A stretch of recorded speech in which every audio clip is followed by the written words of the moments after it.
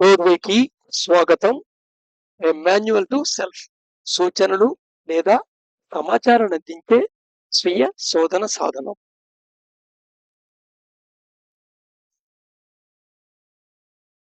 So markers of the progress. ఈ spiritual awakening journey ఏదైతే ఉందో, అంటే ప్రెజెంట్ ఉన్న స్థితి నుండి క్రిటికల్ సర్టెన్ స్టేజ్ పొందేదాకా ఈ ప్రయాణంలో కొన్ని ల్యాండ్ మార్క్స్ ఉన్నాయి, స్టేజెస్. ఆ land mark stages more same ఉంటాయి, కానీ మైన్యూట్ డీటెయిల్స్ లో డిఫరెన్స్ ఉండొచ్చు. వాటిలో ఒక్కొక్క దాని గురించి తెలుసుకుందాం. దీంట్లో మొదటిది ద అవేకెనింగ్.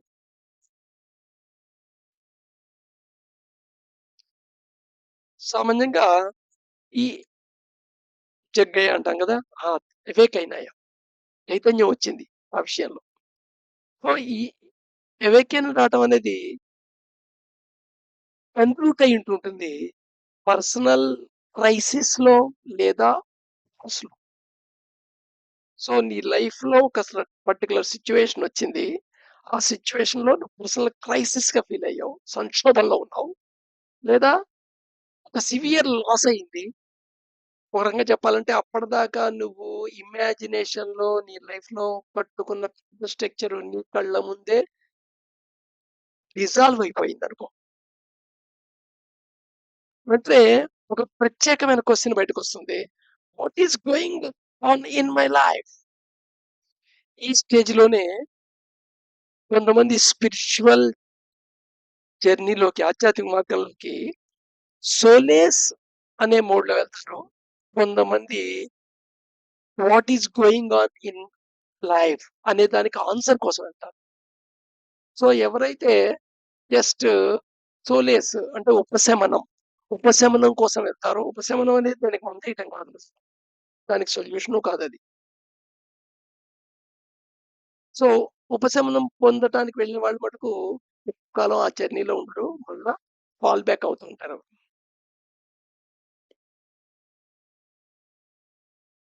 చాలా మంది అసలు ఈ జర్నీలోకి, స్పిరిచువల్ జర్నీలోకి వెళ్లకుండా ఈ పర్సనల్ క్రైసిస్ కి లేదా ఈ లాస్ కి కారణాలు తెచ్చుకుంటుంటారు. ముఖ్యంగా చుట్టుపక్కల ఏంటి కారణాలు, చుట్టుపక్కల వాళ్ళు ఎంతవరకు దీనికి బాధ్యులు అనే కారణాలనే ఎత్తుకుంటారు. అలా వెతుకున్నంత సేపు నీది బాహ్య ప్రయాణమే జరుగుతుంది. ఈ స్పిరిచువల్ జర్నీ అనేది అంతర్ముఖంతో స్టార్ట్ అయ్యేది.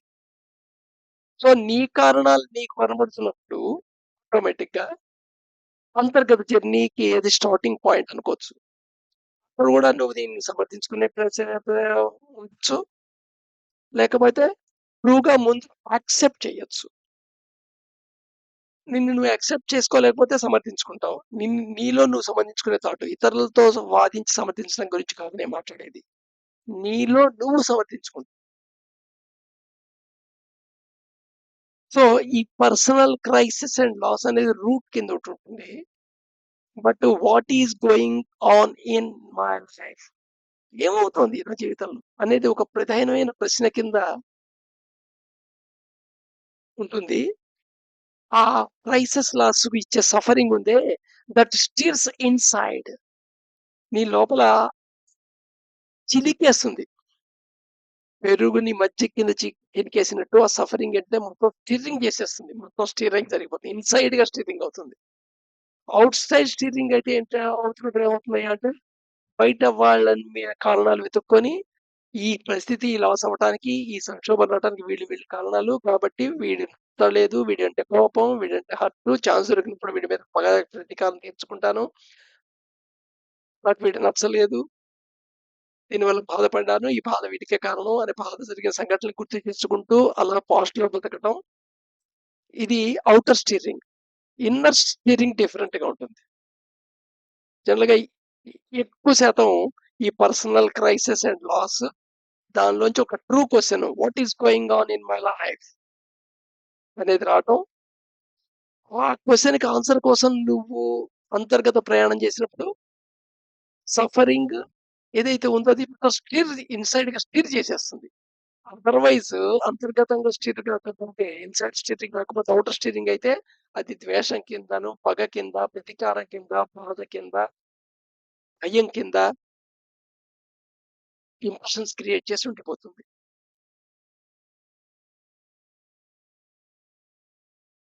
నెక్స్ట్ ఇంకోటి అన్‌ఎక్స్‌పెక్టెడ్ ఎన్‌కౌంటర్. అసలు నువ్వు ఊహించలేదు అలాంటిది జరిగింది. ఇది పాజిటివ్ అయ్యుండొచ్చు, నెగెటివ్ అయ్యుండొచ్చు. ఒక అన్‌ఎక్స్‌పెక్టెడ్ ఎన్‌కౌంటర్ జరిగింది. ఫర్ ఎగ్జాంపుల్ బుద్ధుడి లైఫ్ తీసుకుంటే దాంట్లో అన్‌ఎక్స్‌పెక్టెడ్ ఎన్‌కౌంటర్ అది. అంతవరకు చావు అంటే ఏమిటో తెలీదు. బట్ శవాన్ని చూసాడు. అసలు రోగం వస్తుంది మనిషికి, రోగం వస్తే ఇలా అయిపోతాడు, ముసలివాళ్ళే అయిపోతారు ప్రతివాళ్ళు అనే విషయం వాడికి మైండ్‌లో అసలు నాలెడ్జ్ లేదు. అలాంటి మనుషులని చూసి ఆశ్చర్యపోయాడు. ఈ వింత జీవి ఎవరని. So, unexpected encounter. ఒక అన్‌ఎక్స్‌పెక్టెడ్ ఎన్‌కౌంటర్ అనేది ఈ చాలా మంది యోగుల లైఫ్ హిస్టరీ, బయోగ్రఫీ‌లో కనబడుతూనే ఉంటుంది. ఇప్పుడు 'జిడ్డు కృష్ణమూర్తికి' అన్‌ఎక్స్‌పెక్టెడ్ ఎన్‌కౌంటర్ కంటే పర్సనల్ లాస్ వాడి బ్రదర్ చచ్చిపోవడం. అంతవరకు తను జ్ఞానం సముపార్జన చేసుకున్నాడు. థియోసాఫికల్ సొసైటీతో అసోసియేట్ అయ్యి. కానీ ఆ తర్వాత తను సీసీఎస్ క్రాస్ చేసాడు. సో, ఈ స్పాంటేనియస్ మిస్టికల్ ఎక్స్‌పీరియన్స్ ఇది చాలా రేర్. కానీ అందరూ ఇది జరగాలని తాపత్రయపడుతూ ఉంటారు. ఒక అత్యద్భుతం ఏదో జరిగిపోవాలి. జరిగిపోయి దాని ద్వారా నేను రియలైజ్ అయిపోవాలి. అలాగే నేను ఆధ్యాత్మిక మార్గంలో పడి ప్రయాణం చేయాలి అని. ఇది very rare. Spontaneous mystical experience కొంతమంది లైఫ్‌లో జరుగుతూనే ఉంటుంది. జనరల్‌గా ఇది ఎలాంటి వాళ్ళ లైఫ్‌లో జరుగుతుందంటే, ఆల్రెడీ గత జన్మలో లేదా గత జన్మల్లో సఫిషియంట్ సాధన చేసిన తర్వాత ఆల్‌మోస్ట్ ఆల్ సీసీఎస్ పాయింట్ దగ్గరకొచ్చినోళ్ళు సీసీఎస్ క్రాస్ చేసిన తర్వాత మనిషి